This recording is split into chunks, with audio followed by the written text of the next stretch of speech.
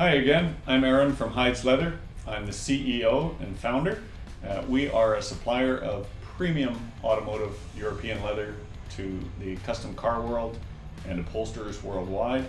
Today we're going to talk a little bit about real versus synthetic leather. Thanks, Aaron.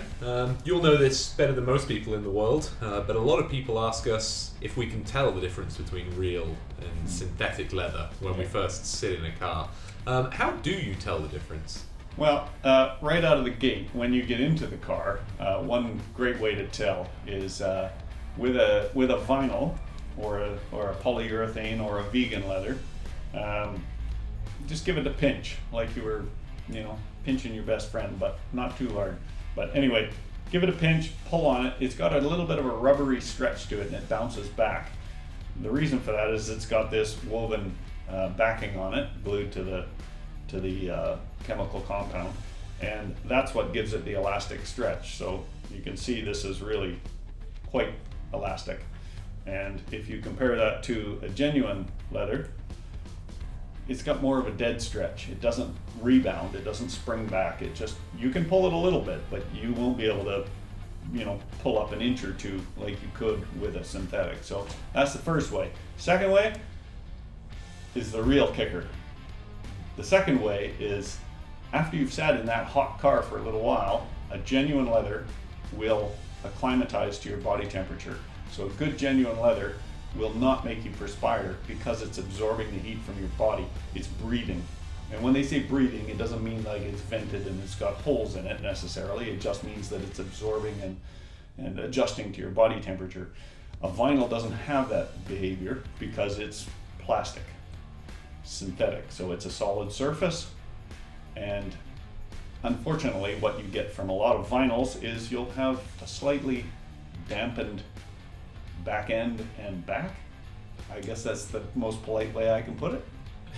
Yeah, good to know. If a customer comes up to you and asks whether they should use real leather or synthetic leather, which would you choose and why? Well, I'm biased obviously, but I'm going to go with genuine leather, and I'm going to tell you why. Synthetic leather, yes, there are applications for it. It's going to be less expensive, so if a budget is a factor, that may be, something that makes you lean toward that. But it's not always the solution, because synthetic leathers typically only last about a third of the amount of time that a good quality genuine leather will last. So that's got to be decided, or factored in as well in your decision-making process. So a leather might be 4 times more expensive right out of the gate, but it's going to last you 3 to 4 times longer. And again, like I mentioned about the feel, the touch, the comfort level, I'm going to choose leather all the way.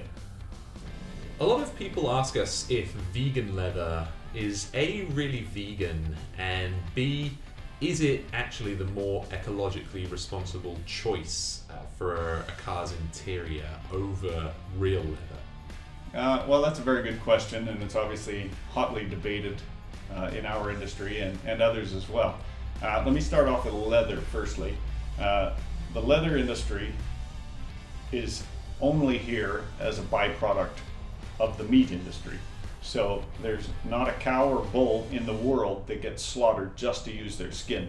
So we're actually being ecologically responsible in using that leather. 100% of a cow and bull get used, consumed by one industry or another after the meat industry. And so therefore we're doing a service, because if it was left, it would end up in the landfill. So that isn't a solution. So as long as we're eating meat, we need to be consuming leather. And then you've got the vegan side of it. So you're not using cattle, that's correct. But what you are using is dinosaurs, because it's all petrochemical based. Vegan leather is a great marketing spin on polyurethane. And basically there are a lot of factors involved, but the petrochemical use is the big one. A lot of heavy industry needed to manufacture the product. You've got lifespan as well. So a synthetic leather is going to give you about a third the lifespan of a genuine high quality leather. So that's also something that's got to be factored in, and there's no way to recycle polyurethane. It's going into the landfill. So every 3 times you're cycling a car's interior versus a genuine leather interior. So you weigh the differences between good and bad and black and white, and I think you're going to come up with leather every time. Now, I've seen a lot of articles about plant-based leather on that point all over the internet. Now, are they a realistic option for the auto upholstery world at the moment? Not just yet, as far as we can tell. We've been keeping our ear to the ground, and we see them at trade shows, and we've seen the developments and the studies.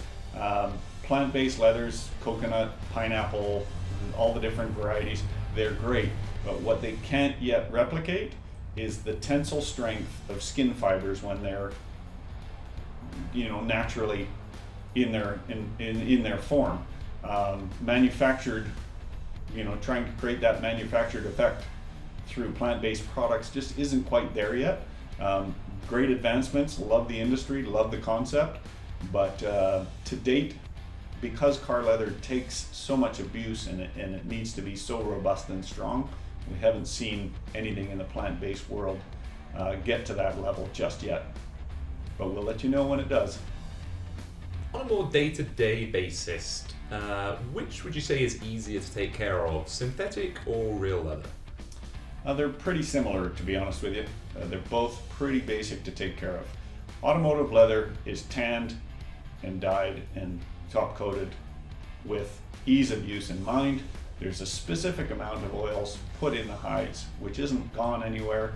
It isn't going anywhere, pardon me. And you can basically wipe either a vinyl car or a genuine leather car down with some neutral pH soap and a damp cloth. Do it every couple of weeks, once a month maybe.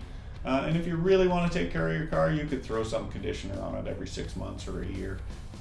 Personally, I don't. I just use neutral pH soap, and my cars are in fantastic shape. Now, you mentioned your personal cars. Do you use leather on your personal vehicles? Yeah, all my cars are leather. I have nothing that's synthetic. Maybe I'm biased, I don't know, but I love that genuine luxurious feel. Yeah, I wouldn't substitute. Agreed. Thanks, Aaron. Anything else you'd like to add? Yeah, if you'd like to learn more, please visit our website. There's lots of information there, lots of different products and things to look at. You could also shoot us an email if you've got a specific question. You could also drop us a note in the comments below. We'd be happy to take your questions. And yeah, thanks for watching.